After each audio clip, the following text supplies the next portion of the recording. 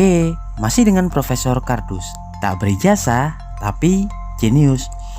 Reaktor nuklir adalah sebuah perangkat pembangkit energi nuklir yang difungsikan untuk mereaksikan bahan bakar radioaktif seperti uranium, plutonium, thorium untuk menghasilkan reaksi panas fisi atau fusi yang nantinya digunakan untuk menjalankan generator pembangkit listrik.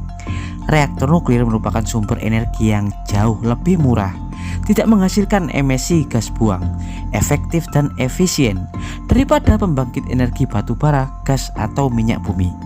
Dan kali ini Profesor Kardus akan mengulas komponen-komponen umum apa saja yang ada pada reaktor nuklir.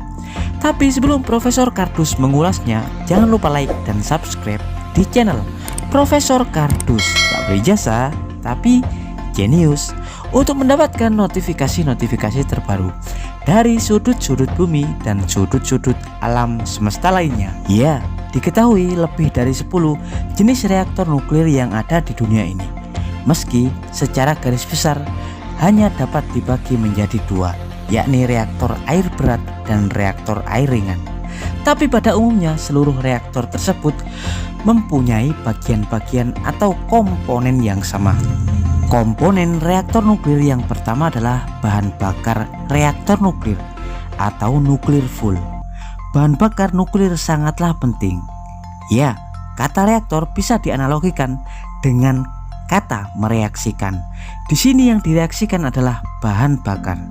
Jadi reaktor nuklir adalah sebuah perangkat untuk mereaksikan bahan bakar nuklir hingga mendapatkan energi panas fisi dan fusi.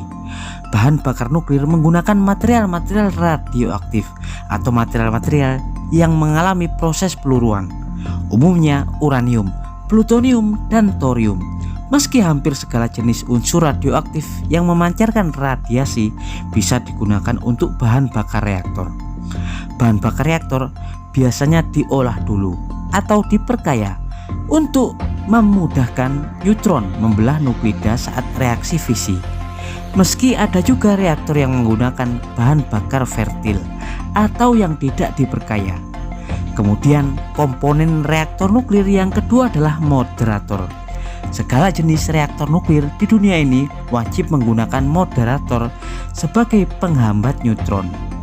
Moderator berfungsi untuk menghambat neutron. Saat reaktor diaktifkan, proses reaksi fisi pun akhirnya dimulai. Di sini bahan bakar reaktor kemudian bereaksi ketika inti atom atau nuklida bahan bakarnya dibelah neutron. Hal itu akan melepaskan dan menciptakan energi panas fisi dan akan menghasilkan 3 neutron bebas. Dan itu akan terjadi secara berantai. Neutron-neutron yang dihasilkan akan terus menabrak nuklida-nuklida lain. Maka dari itu moderator harus digunakan untuk menghambat laju neutron agar proses fisi tetap di dalam inti reaktor dan neutron-neutron tidak terlepas keluar dari reaktor. Umumnya moderator menggunakan air. Moderator air akan mengurung inti reaktor agar proses fisi tidak menjalar kemana-mana. Selain air, grafit pun biasa digunakan sebagai moderator. Ya, seperti dalam reaktor RBMK di Chernobyl yang menggunakan grafit atau karbon sebagai moderator untuk menghambat neutron. Kemudian komponen yang ketiga adalah batang kendali atau control rods.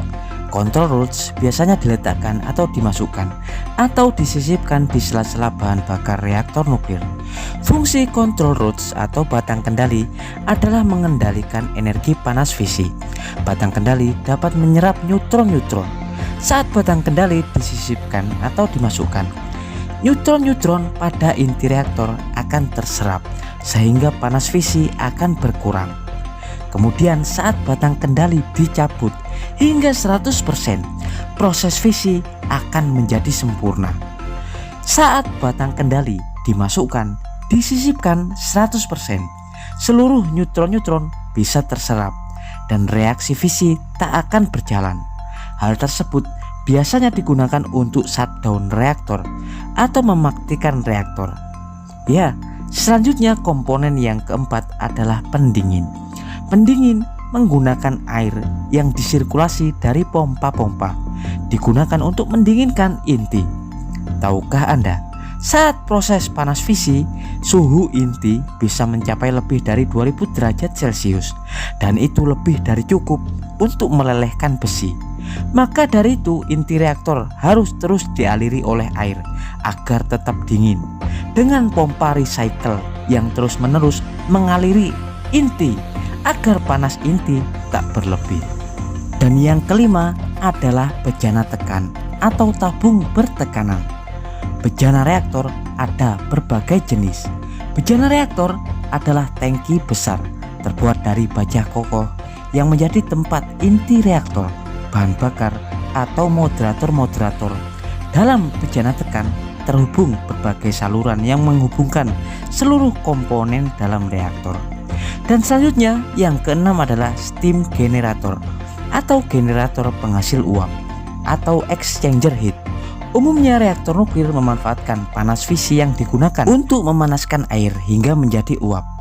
Proses tersebut terjadi pada exchanger heat atau steam generator, di mana panas fisi dari inti kemudian disalurkan ke generator uap untuk mendidihkan air. Uap-uap tersebut kemudian digunakan untuk memutar turbin. Dan kemudian yang ketujuh adalah cooling tower atau menara pendingin. Meski pada reaktor modern cooling tower sudah jarang digunakan, tapi masih banyak juga reaktor-reaktor yang memanfaatkan perangkat tersebut. Cooling tower berfungsi untuk mengkonversi panas menjadi gas. Dalam cooling tower, air kondensasi dan panas yang dihasilkan di inti reaktor akan didinginkan sebelum digunakan kembali di reaktor. Dan selanjutnya yang ke-8, turbin dan generator. Tujuan utama penggunaan reaktor nuklir adalah untuk menghasilkan energi listrik dari panas fisi untuk menghasilkan uap. Ya, uap-uap tersebutlah yang nantinya digunakan untuk memutar turbin sebelum kemudian generator pembangkit yang kemudian membangkitkan energi listrik. Dan yang terakhir adalah containment. Seluruh reaktor nuklir dirancang dan dirakit dalam containment. Containment adalah tempat di mana bejana reaktor atau exchanger heat dan lain-lain berada, dibuat untuk melindungi bagian-bagian reaktor dari luar sekaligus menahan radiasi. Dibangun dengan struktur beton berlapis baja setebal 1 meter. Ya, dan berikut adalah komponen atau perangkat inti dalam reaktor nuklir yang umum digunakan di seluruh dunia.